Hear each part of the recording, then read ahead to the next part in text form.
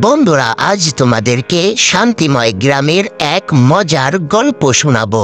শান্তিময় গ্রামটা খুবই সুন্দর ছিল। সেখানের মানুষেরা খুব সহজে, খুব আনন্দের সাথে বসবাস করত। সকলেই খুব ভালো মনের মানুষ ছিল। সেখানে একটা পরী বাস করত। ওই পরী ওই গ্রামের সমস্ত লোকজনকে দেখাশোনা করত, সকলের চাহিদাকে পূরণ করে দিত। কেউ কোনো বিপদে পড়লে ওই পরী গিয়ে তাদেরকে উদ্ধার করত এবং সর্ব অবস্থায় পরী ওই গ্রামবাসীদের পাশে থাকত। কারোর কোনো কিছু প্রয়োজন হলে ওই পরী সঙ্গে সঙ্গে এনে দিত। হঠাৎ করে একদিন ওই গ্রামে একজন রাক্ষসীর ডাইনি বুড়ি চলে আসে। ওই রাক্ষসী ডাইনি বুড়ি এলাকার মানুষদেরকে খুবই অত্যাচার করে। একটা লোক একদিন হাঁটতে হাঁটতে সে বাড়ির দিকে আসতেছিল। হঠাৎ করে ওই গাছের মাথায় সে ডাইনি বুড়ি বসা ছিল। ডাইনি বুড়ি তাকে দেখে খুবই আনন্দ হয় এবং সে তাকে খাওয়ার জন্য ফুটপাতে বসে থাকে। ওই লোকটি ডাইনি বুড়ির কাছে নিজের জীবন ভিক্ষা চায়, কিন্তু ডাইনি বুড়ি সেটাতে রাজি হয় না। ডাইনি বুড়ি তাকে খাওয়ার জন্য খুবই লালসা করে। তারপরে ডাইনি বুড়ি তাকে খাওয়ার জন্য সে গাছ থেকে নেমে আসে। নেমে আসার পর তার শক্তি দিয়ে ওই লোকটাকে মেরে ফেলে। এরপরে টানতে টানতে সেই ডাইনি তাকে জঙ্গলহীন জঙ্গলের মধ্যে নিয়ে যায়। এভাবে ডাইনি বুড়ি এলাকার সমস্ত লোকজনকে মারতে থাকে। এলাকার সমস্ত লোক একত্রিত হয়ে ওই পরীর কাছে অভিযোগ জানায়। পরী তাদের সাহায্য করার জন্য ওই ডাইনি বুড়ির কাছে চলে যায়। পরী ওই গহীন জঙ্গলে যেখানে ডাইনি বুড়ি থাকে, পরী গিয়ে সেই ডাইনি বুড়ির সঙ্গে সাক্ষাৎ করে। ডাইনি বুড়িকে অনেক অনুরোধ করে গ্রামবাসীর ক্ষতি না করতে, কিন্তু ডাইনি বুড়ি কিছুই শুনে না। তখন পরী এবং ডাইনি বুড়ি দুজনের শক্তি পরীক্ষা করে। এক পর্যায়ে তারা দুজনে দুজনের দিকে তাদের শক্তিকে ছুটতে থাকে। এক পর্যায়ে ডাইনি পরীটাকে বন্দি করে ফেলে। এরপরে ওই ডাইনি অনেক খুশি হয় যে গ্রামের সমস্ত লোকদেরকে মেরে ফেলবে, আর তাকে বাধা দেওয়ার মতো কেউ থাকবে না।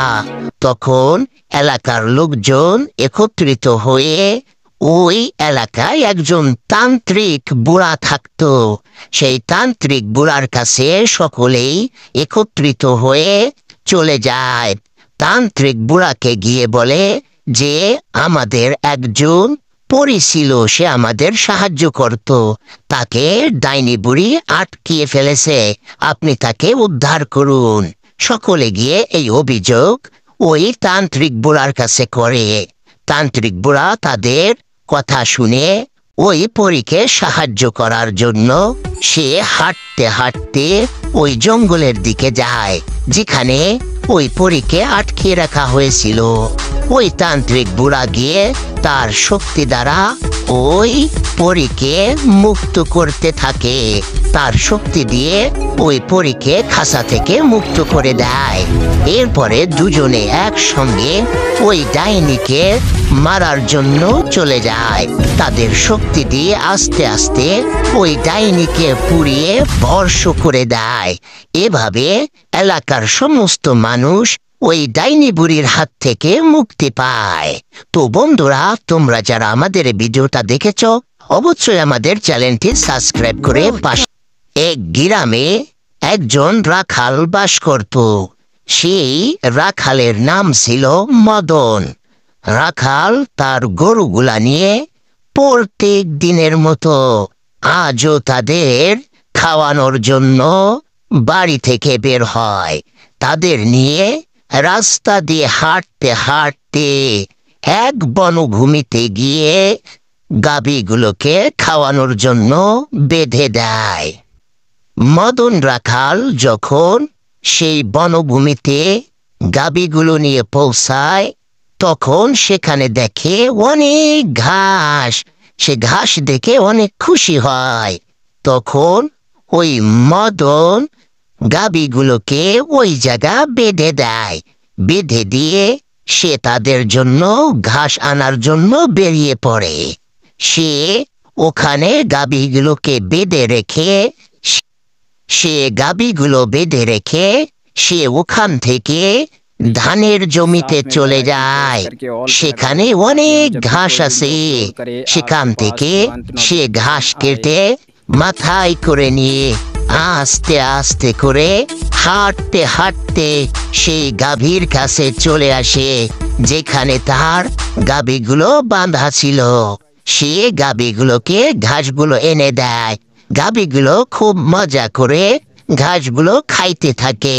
সে গাভীগুলোকে ঘাস দিয়ে ওখান থেকে সে একটু সমোসার দোকানের দিকে যায়, কারণ তার অনেক ক্ষুধা লেগেছে। সেই জন্য সে গাভীগুলোকে খাবার খাইতে দিয়ে সে ওখান থেকে হাঁটতে হাঁটতে সমোসাওয়ালার কাছে চলে যায়।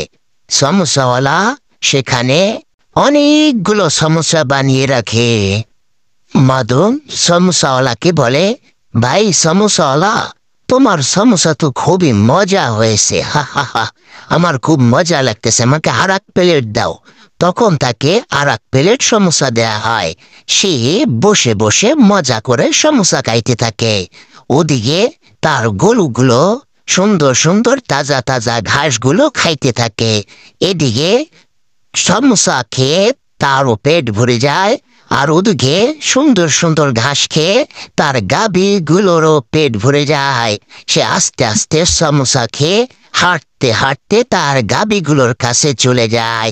গিয়ে দেখে তার গাভীগুলো সব ঘাসগুলো খেয়ে ফেলেছে। তখন সে গাভীগুলোকে নিয়ে আস্তে আস্তে করে হাঁটতে হাঁটতে সে বাড়ির দিকে চলে যায়। এভাবে প্রত্যেক দিন মদন রাখাল তার গাভীগুলোকে ঘাস খাওয়ায় আর তাকে অনেক দুধ দেয়।